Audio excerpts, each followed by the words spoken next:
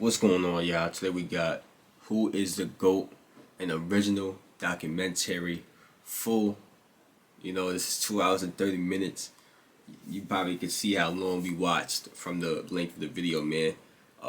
Probably gonna be 2 parts, probably 3. I don't know. Y'all gonna see. Let's get into it though. This is not his views, he said. This is just.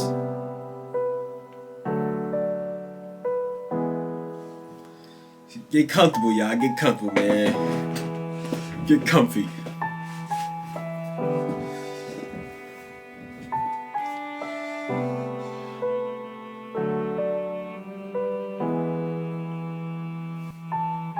Basketball is one of the biggest sports in the world. Ever since basketball was created by Dr. James Naismith, his game would spark years and years of amazing competition, legendary stories, and the game would be an outlet for some of the best athletes the world has ever seen. Basketball is unlike any sport, where, although it is a team game, the superstar level players truly run the show. This heavy focus on the individual player has led to a huge debate, a debate about who the greatest player of all time is. Not who's the best player in the 80s or the 90s, no. Who is the greatest of all time? This documentary will not answer that question, however, it will lay out every player's career as it transpired and every player's case for GOAT. Okay. Final seconds. Bryant for the win. Bang! That was not me. That's him. I guess that's the copyright of Sean John. You know what I'm saying? I feel him though. That joke do be wildin'. We gonna have to skip past the audio, my brother. I ain't even gonna lie to you. You know. Followed by Russell. That was a big basket by Russell. Was right there to stuff it in. What's up, my brother? With the audio, bro. Yeah. The greatest of all. My fault. It's 2 hours and 30 There are minutes, 9 y'all. candidates for the greatest of all time. Bill Russell, Wilt Chamberlain, Kareem grab some Abdul-Jabbar, popcorn. Magic Johnson, Larry Bird, Michael Jordan, Kobe Bryant, Tim Duncan, and LeBron James. We're going to go in chronological... Okay. Yeah. Okay. Yeah. order here, so we will start with the That's great. 11-time That's a whole lot of champion, greatness Bill Russell. in that picture right there.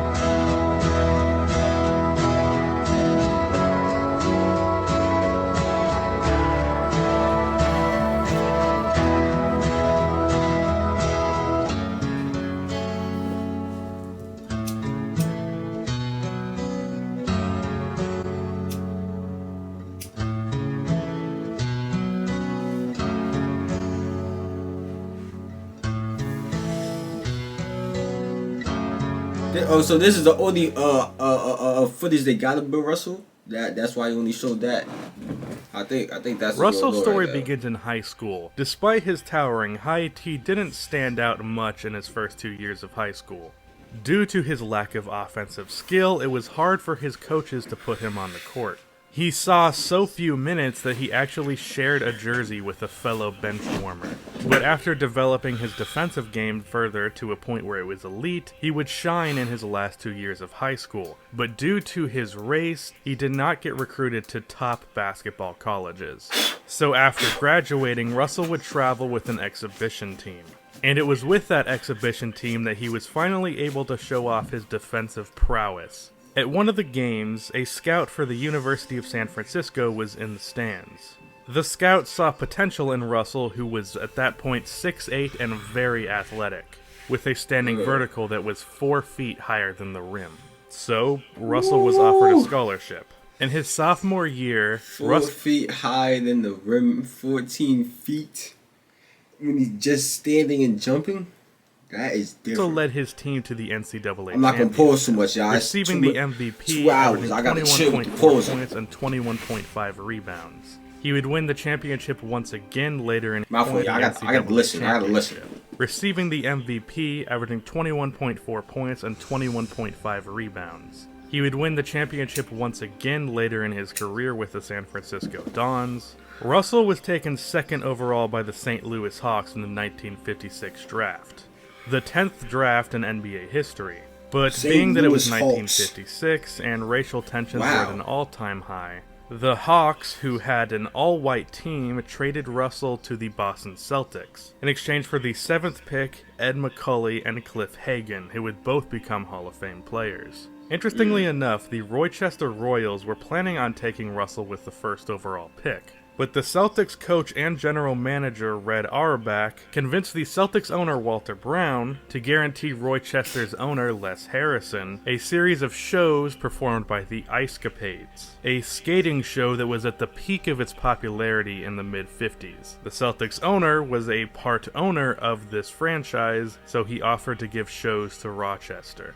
in exchange for the Royals passing on Bill Russell with the 1st pick. So the Royals passed on Bill Russell in exchange for a couple of skating shows, one of the weirdest trades in NBA history. The Royals took Cy Green, who would average 9.2 points for his career, and the Celtics would end up leaving this draft with 3 Hall of Famers. Tom Heinsohn, who was taken with the territorial pick, Casey Jones with the 13th pick, and of course Bill Russell. These 3 players would lay down the foundation for the Boston Celtics teams of the 50s and 60s. They was really playing in Converse, and it didn't take Bill Russell long to lead his his feet was hurting. Russell spent up until December playing in the Olympics, so he would only play 48 games in his rookie season. But he would average 15 points and a league-high 19 rebounds. And he would lead the 56 Celtics to the NBA Finals, where they would face, ironically enough, the team that traded him, the St. Louis Hawks. Russell would average 13 points and 23 rebounds for the series, and he would put up 19 points and 32 rebounds in Game 7, leading the Celtics to a 2-point victory. It is no secret that the reason that many would consider Bill Russell the greatest of all time is the fact that he has more rings than he does fingers. After his rookie season, Russell would average 17 points and 23 rebounds a game, and he would win the MVP in just his 2nd season. The Boston Celtics would lose a close 6-game battle versus the St. Louis Hawks in the 1958 NBA Finals. Next season, Russell would again lead the Boston Celtics to the NBA championship, averaging a league-high 23 rebounds, as well as 17 points. In this final series, the Celtics would sweep the Minneapolis Lakers, with Russell averaging 29.5 rebounds per game. This championship would be preceded with 7 more consecutive championships. In 1960, Bill Russell and the Celtics would again defeat the team that traded him in the St. Louis Hawks, this time in 7 games. The Celtics would continue to win in 61, 62, 63, 64, 65, and 66. So they won 7 years straight? Nah. They 7-peated?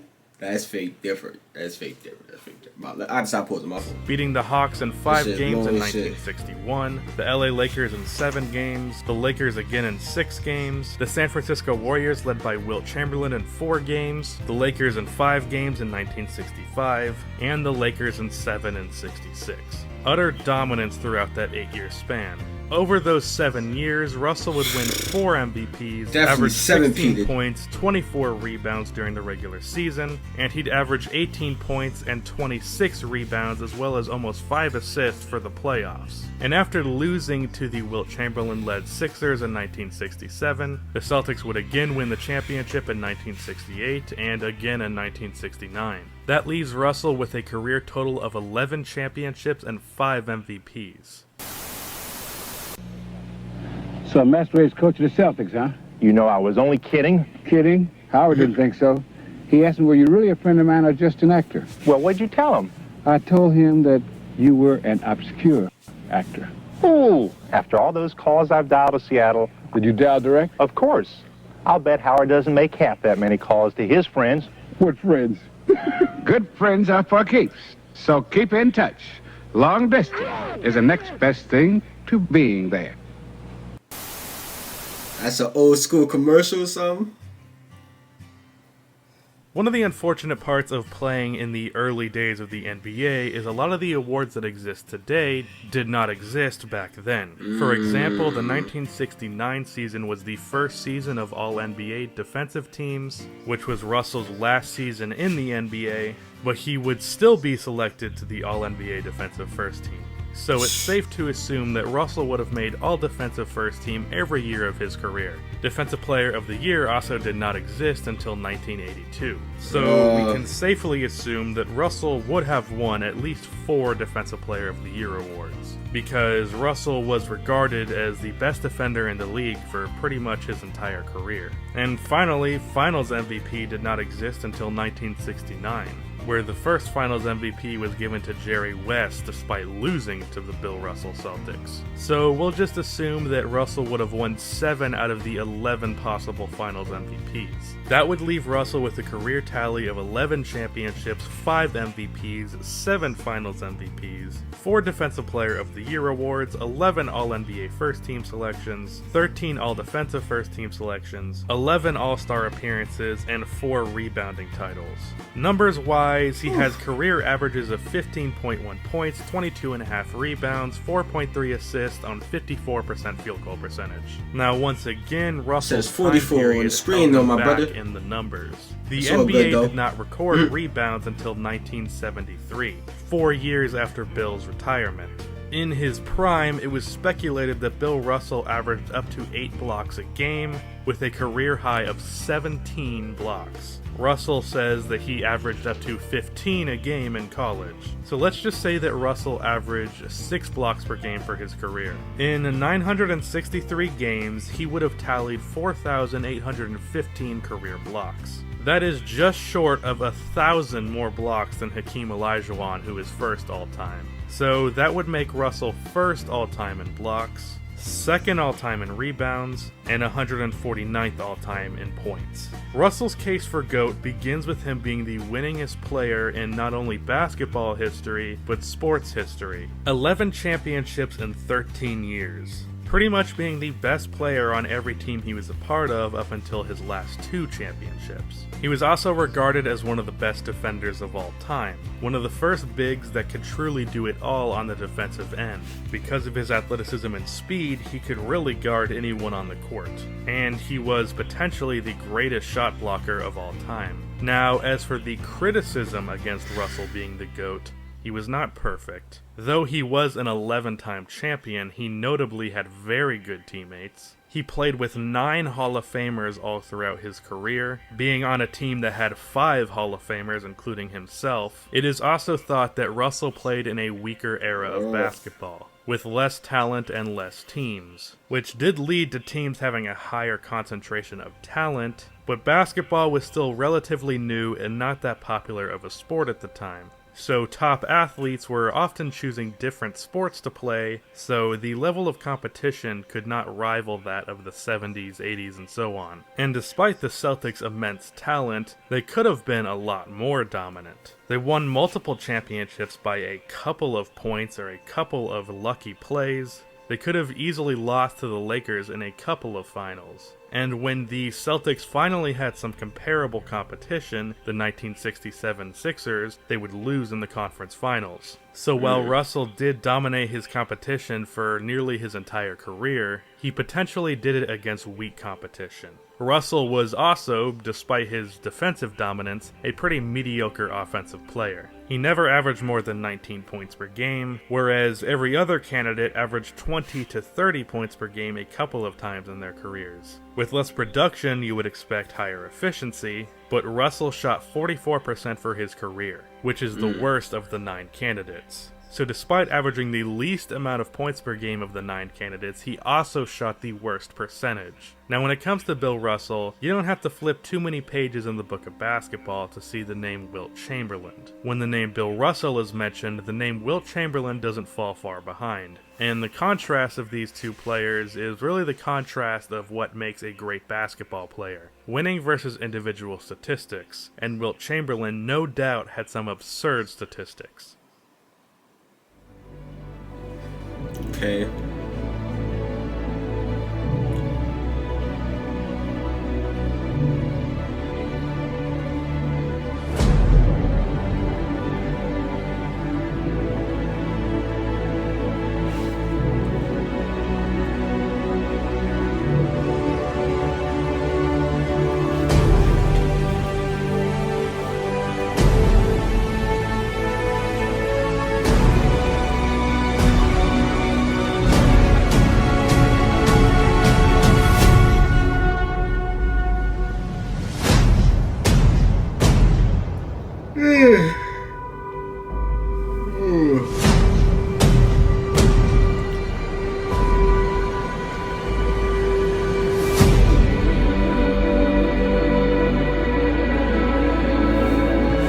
It's like a movie right now, y'all.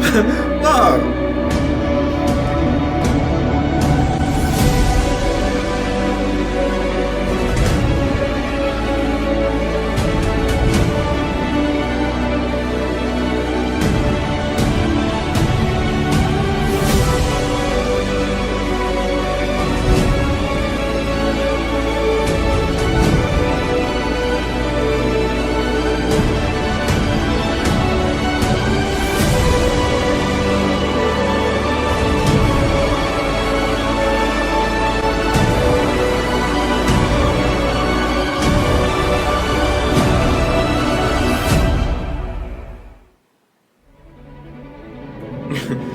This is getting intense.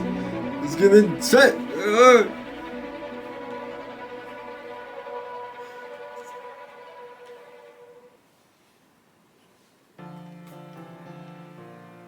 Wilt the Stilt began his basketball career in Overbrook High School, where unlike his counterpart in Russell, Wilt was immediately a standout athlete, starting on the varsity team for 3 years and scoring a total of 2,200 points in his high school career. And that came off of many big performances. Wilt scored 71, 74, and 90 points in 3 different games in his high school career.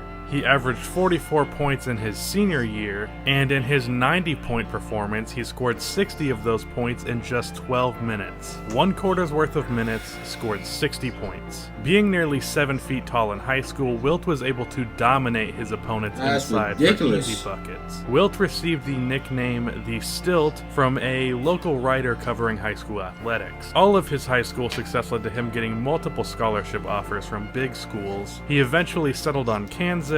In Wilt's freshman season, he would average a staggering 30 points and 19 rebounds, and he would lead his team to the NCAA championship game where they would lose to UNC. But despite losing, he still won the most outstanding player of the tournament. I don't think it's lagging. Is it lagging? Wilt Chamberlain's second college season wasn't very fun for him. After being triple-teamed in the championship game, every team Kansas faced would adopt that same strategy. After his junior year, Wilt no longer wanted to play college ball. But at the time, the NBA would not allow players to join the NBA until after their graduation class had been completed. So Wilt opted to play with the Harlem Globetrotters. After a year with the Globetrotters, Wilt would be drafted with a territorial pick to the Philadelphia Warriors in 1959, where he would receive the biggest contract in the NBA at the time in his rookie season, which at the time was only $30,000 a year. In Chamberlain's rookie debut, he would put up 44 points back then, that was probably alright. And for the season, he would average 37 points and 27 rebounds. And he was named the NBA's MVP and Rookie of the Year in the same season. The first of 2 players in NBA history to do that. But after losing to the Celtics in the divisional finals, Wilt actually considered retirement.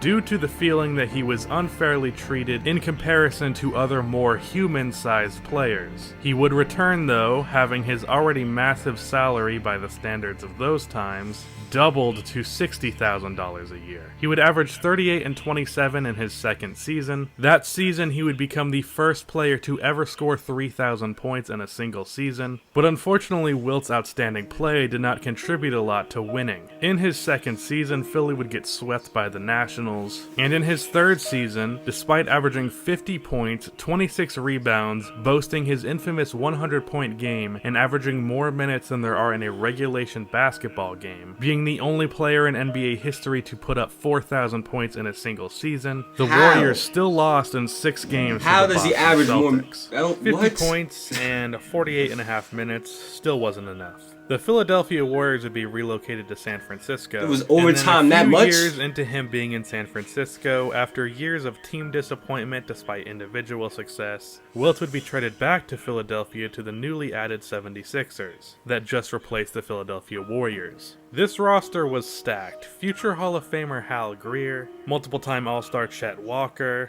the team would beat the Oscar Robertson-led Cincinnati Royals, and of course face Bill Russell's Celtics. This would be the 4th time our two GOATmentary candidates would clash in the playoffs. The series would go to 7, with the final game being on the Celtics' home court. Both candidates would have amazing performances. Wilt would put up 32 and 30, and Russell would put up 16, 27, and 8. In the final minute of the game, Wilt would hit 2 free throws as well as get an open dunk on Russell, cutting the Celtics' lead to 1. Russell would throw an inbound pass off of the side of the backboard, which would give the Sixers possession.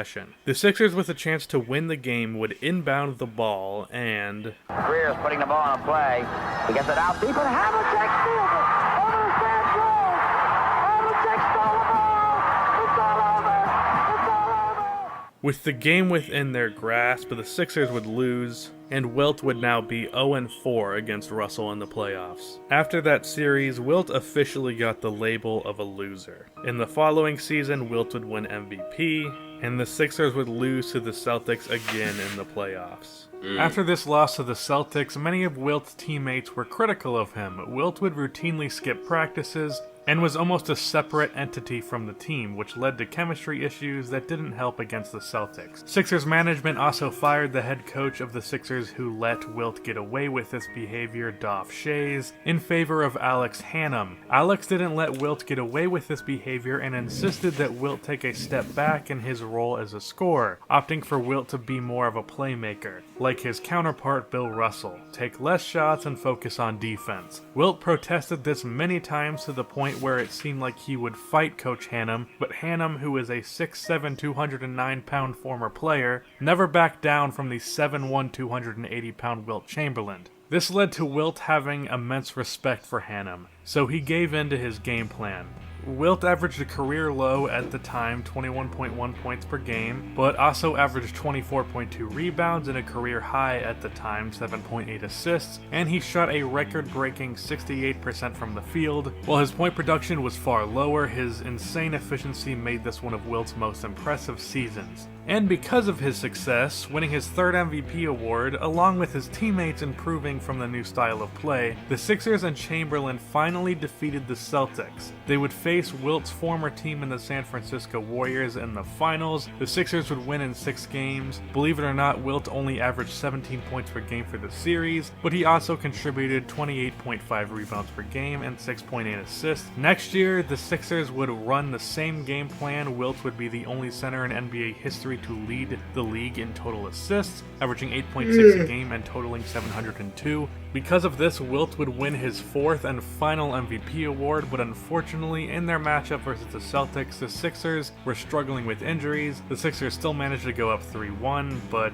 would become the first team in NBA history to blow a 3-1 lead. Wilt went back to his selfish ways and complained about his touches. This led to further turmoil with the team. and this, along with personal reasons, led to Coach Hannum resigning.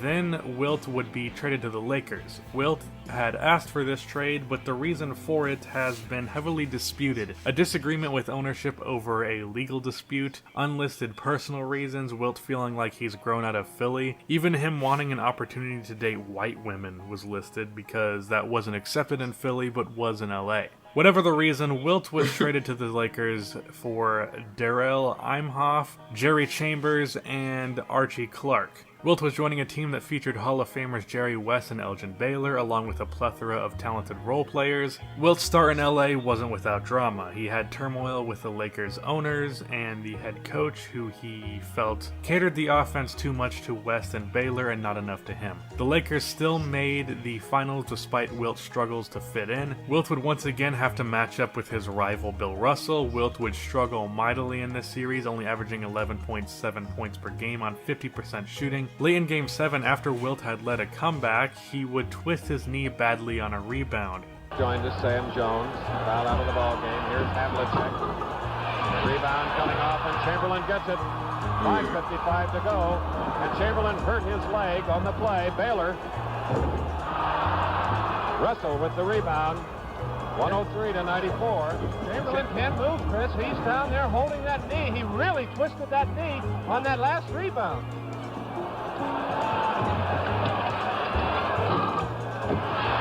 But he did get the rebound and quickly calls for a timeout.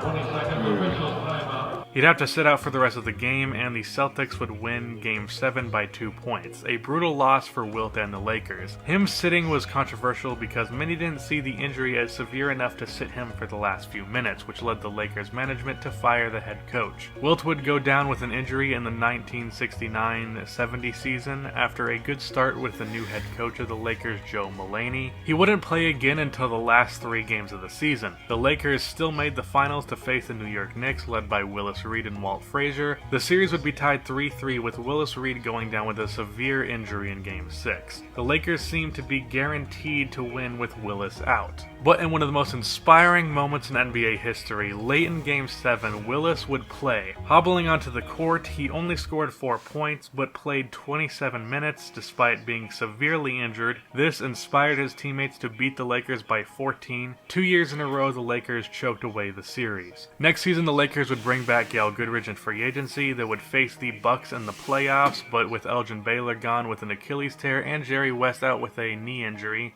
the Lakers would lose to the Milwaukee Bucks, led by league MVP Lou Alcindor, or Kareem Abdul-Jabbar as we know him now. The Lakers would hire former Celtics guard Bill Sharman, who had played with Bill Russell. He would insist that Wilt focus on defense and being a good teammate and less on scoring, similar to what happened with Alex Hannum, learning the same lesson twice. With this mindset, the Lakers, after matching up with Kareem again, would win, with Wilt matching the 11-year younger superstar play after play. The Lakers would once again face the Knicks in the finals, and they would beat them 4-1, with Wilt winning Finals MVP, averaging 19 and 23. In the final year of his career, Wilt went out averaging 13 and 18 and beat his own record for field goal percentage, shooting 72.7% for the season. But in the last finals of his career, the Lakers would lose 4-1 to the Knicks. Wilt would sign with an ABA team to be a player coach, but be sued by the Lakers because he was still under contract with them. He would be forced to be just a coach,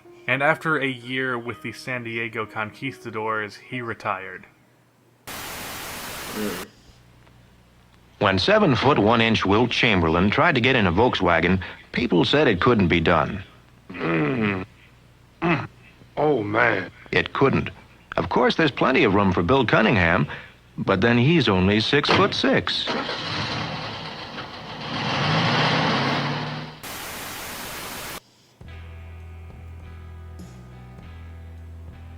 Just like Bill Russell, some of Wilt's stats were limited by the era that he played in. No all-defensive teams until later in his career, blocks weren't recorded, there was no Finals MVP award in the first championship of his career, and while there was no Defensive Player of the Year award, I don't think that Wilt would have won as many as Russell, which, as we previously speculated, to be 4 for Bill. We will say that Wilt wins 2 Defensive Player of the Year awards, and as for the blocks, blocks. It's been speculated that Wilt and Russell averaged roughly the same amount of blocks, which was 6 a game for his career. So just like Russell, we will multiply the amount of games that Wilt played times 6 blocks, which would put Wilt first all-time on the all-time blocks list with an unbelievable 6,270 career blocks. He would also have a lot more all-defensive selections because the award only came into existence in 1971. Because there's only one spot on the first team for a center, we will give Wilt second team honors because we gave Russell first team, because for the most part he's considered a better defender. This would give Wilt 10 all-defensive second team selections along with 2 more first teams he would have gotten after Russell's retirement. Wilt's case for GOAT no doubt lies in his numbers. He has the fewest amount of championships of the 9 candidates, but without a doubt the most impressive individual statistics. Wilt is 6th all-time in scoring, one of 7 players in the 30K points club. He's 1st all-time in rebounds, with a 2,300 rebound lead on Bill Russell. Wilt's dominance on the offensive end led to him putting up the highest scoring performance in NBA history with 100 points versus the New York Knicks in 1962. He also has 6 of the top 10 scoring performances in NBA history, and he scored 60 plus points 32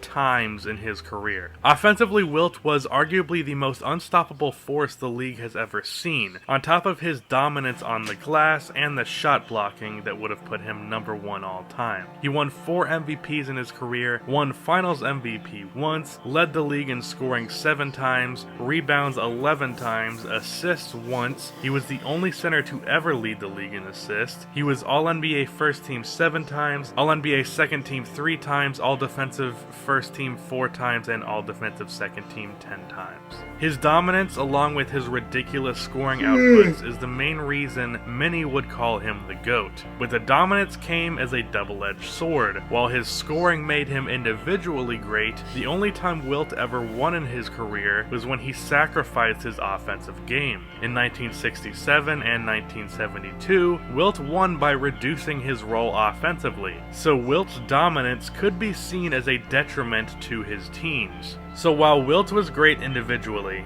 his numbers don't seem to correlate with winning, at least at the highest level. Wilt won 2 rings, but lost in the finals 4 times, and lost to Bill Russell in the conference finals multiple times. Wilt, at his peak performance, numbers-wise, was a loser. Only when he wasn't dominating the ball and scoring the most that he could, did he win. And he doesn't get the excuse of no help. He played with many Hall of Fame level players like Hal Greer, Billy Cunningham, Paul Arzon, Nate Thurmond, Elgin Baylor, and Jerry West. It wasn't as much help as Bill Russell, but he certainly wasn't stuck with scrubs. So in summary, his talent was unbelievable, but he struggled to win on the biggest stage with that talent. When the league was looking for a new star as the Wilt and Russell era came to a close, a new player emerged as the next superstar of the NBA. That player was Kareem Abdul-Jabbar. Wasn't me, yeah. Bro, this shit, yo. The audio be killing me, I ain't gonna lie, bro. I ain't gonna lie, we can't just sit here, no audio, y'all, right? Can't do that. I see what's going on though, yeah. Kareem was he was one of them. But I need you to talk. I need you to talk about him, King. There's no music right here.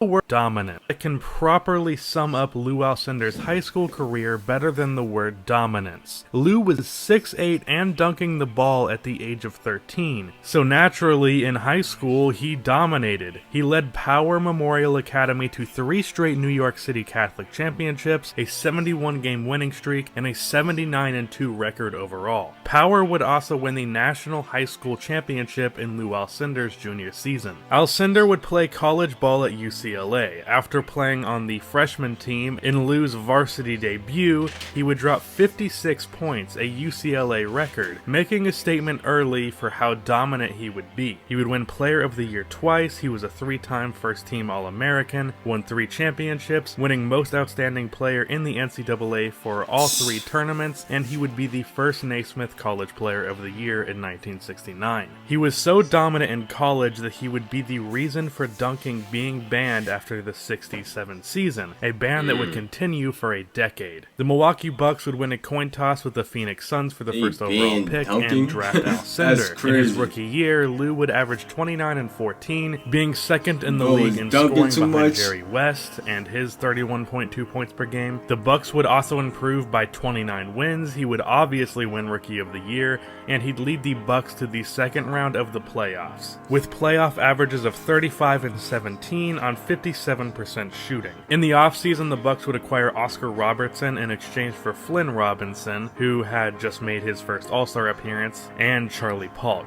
This addition would be pivotal in the Bucks becoming a powerhouse, winning 66 games, going on a record at the time 20-game winning streak. Alcindor would win his first MVP award with season averages of 32 points, which was the best in the league, as well as 16 rebounds. The Bucks would go 12-2 in the playoffs, including a sweep in the finals, and Lou would of course be the finals MVP, having averaged 27 and 19 on 60% shooting. And after winning the 71 championship, Lou would have his name changed to Kareem Abdul-Jabbar. Kareem would win his second MVP, averaging his career best 35, 17, and 5 on 57% shooting. Absurd stats, but this would be the start of a trend in Milwaukee. Kareem would play phenomenally, but the Bucks wouldn't see much success, losing in the Western Conference Finals because back then the Bucks were a Western Conference team. In '73, Kareem would put up 30, 16, and 5, but they'd lose to the Warriors in the first round, and then he'd lose to the Boston Celtics in a crushing 7-game series in 1974, after winning his third MVP.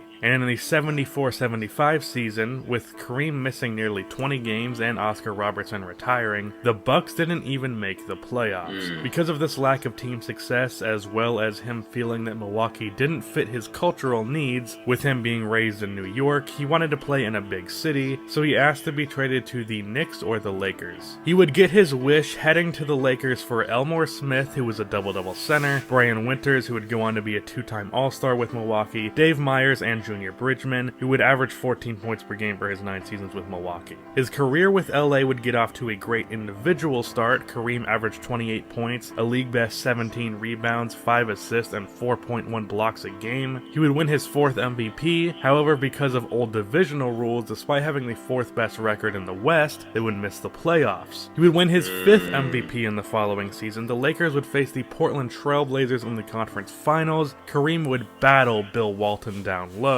and Kareem definitely won the individual battle, but Walton had significantly better help, and the Lakers would lose in a sweep. For the next 2 years, the Lakers would lose to the Sonics twice in the playoffs, but in 1979, the Lakers would get the first overall pick and use it to draft Magic Irvin Johnson. Kareem finally had some help in LA. Kareem would average 25, 11, and 3.5 blocks on a career best 60% shooting. That high efficiency could be attributed to him having a point guard who knew how to set him up. This performance, along with the Lakers winning 60 games, led to Kareem winning his record-breaking 6th MVP. The addition of Magic wasn't the only improvement to the team. Norm Nixon averaged 17 and 9, Jamal Wilkes averaged 20 points per game, and Michael Cooper developed further as a defender. The Lakers would make the NBA Finals. Kareem would average 33, 14, and 4.5 blocks versus the Sixers, but the Finals MVP would go to Magic Johnson, who after Kareem went down in Game 5, would close out the series in Game 6 with 42, 15, and 7. And from this point on, Kareem would average 27 and 2 for the remainder of his career. The Lakers would win the '85 Finals. Kareem averaged 26, 9, and 5 in that series. series. In Game 5, Kareem would score 36 points to go up 3-2, and he'd score 29 in Game 6, which would lead to him winning his second Finals MVP. In 1987, the Lakers would beat the Celtics in 6 games. Magic would win Finals MVP. In 1988, the Lakers would beat the Detroit Pistons in 7 games, and James Worthy would win Finals MVP. Kareem, at 40 years old, only averaged 13 points and 4 rebounds, and in 1989, Kareem would play out his final season at the age of 41, averaging 10, 3, and 1, and he would play his final game in Game 4 of the '89 Finals, a series in which the Lakers would lose in a sweep. Kareem put up 7 points, 3 rebounds, and 2 blocks on 2 for 8 shooting.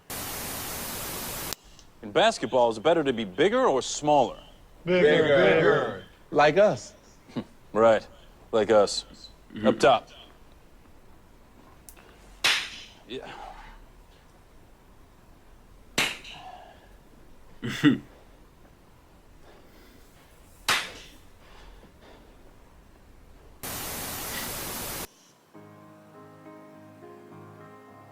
Kareem might have the most stacked resume of any player in NBA history. He is a 6-time champion, 6-time MVP, 2-time Finals MVP, 10-time All-NBA First Team player, Second Team 5 times, All-Defensive First Team 5 times, and Second Team 6 times. He won Rookie of the Year and was a 19-time All-Star. He is first all-time in scoring, he's third in rebounds, and for blocks, in Kareem's first 4 seasons, the league did not record blocks. Had he averaged 3.5 blocks over those years, that would be an additional 1,123 blocks, which would give him 4,312 career blocks, which would place him first all-time, but third when you add in Russell and Wilt's hypothetical block numbers. Kareem's biggest case for GOAT has to be the fact that his name is just scattered everywhere. Being first all-time in scoring, top 3 in rebounds, top 3 in blocks, he owns the record for MVPs and is tied for second most rings of any of the 9 candidates. Kareem was the best player in the league for a decade, and his numbers more than prove that. But many would argue that these achievements, especially his place on all-time lists, has a lot to do with his ridiculous longevity. Kareem only averaged 24.6 points for his career. That's nothing crazy. Damian Lillard and Russell Westbrook averaged just 1 less point per game for their careers, and they certainly aren't on the level of a top scorer of all time. Kareem played for the second most games in NBA history, second to Robert Parrish, who only played 51 more games, and he's first in minutes by almost 3,000 minutes. Had Kareem retired at a normal age, let's say 36, he would have retired with 31,527 points, which is certainly impressive, but would move him from first to 6th all-time in scoring, as well as move him down from 3rd to 7th in rebounds. However, the counterpoint to that would be, it is very impressive for a player in the 80s, where sports medicine clearly wasn't at its peak, to play as much as Kareem did. Maybe he wasn't scoring 40 every night, but being able to play as long as he did is no doubt impressive, and could potentially be seen as an example of why he is potentially the greatest. So Kareem's numbers are all over all-time lists. He won a record-breaking 6 MVPs, but those numbers have a lot to do with Kareem playing an absurd amount of time.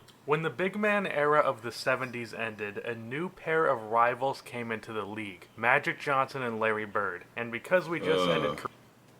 And that's where we're going to end part 1, y'all. I ain't going to lie. My computer is getting hot. It's probably lagging for y'all. So we going to end it off right here before, you know what I'm saying? We got to have good quality. We can't be having it lagging and all that. Y'all know what to do, man. Stay tuned for part 2 and part 3. Turn on post notifications. Make sure you click on the last reaction on your screen right now.